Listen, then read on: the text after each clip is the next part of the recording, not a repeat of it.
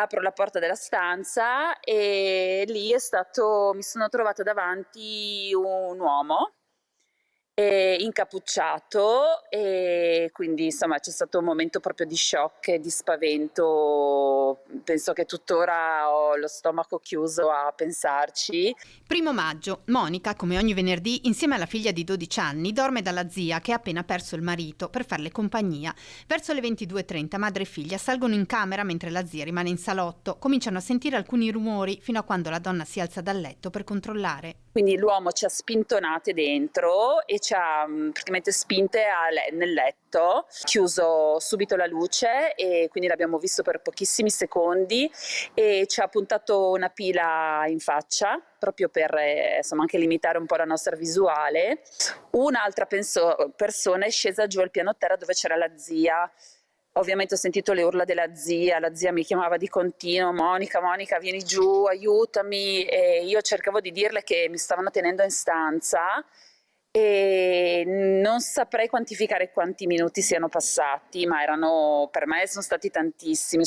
Erano in 3, uno teneva sotto controllo la zia, l'altro rovistava in casa, il terzo era rimasto con Monica e la figlia, che la banda non si aspettava di trovare in casa. Pensavano, come negli altri episodi simili accaduti negli ultimi mesi in Friuli, di trovare un'anziana sola. Perché ha cominciato proprio a dire in italiano, quindi erano secondo me italiani: oh mio Dio, ma cosa abbiamo fatto? Non lo sapevamo che c'era la bambina. La banda alla fine ha rubato solo contanti dal portafoglio della zia. Quando sono scappati, l'anziana donna ha avuto la forza di salire per liberare nipote e figlia. Tutte e 3 hanno vissuto attimi di terrore puro, difficili da dimenticare.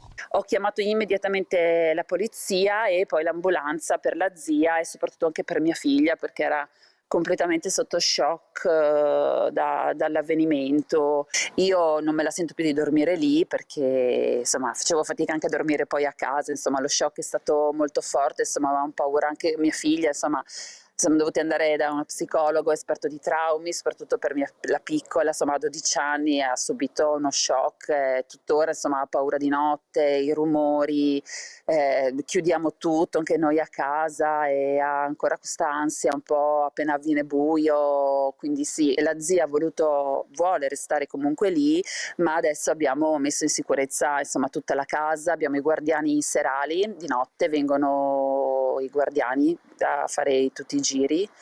Abbiamo gli strascichi di una cosa che è stata devastante.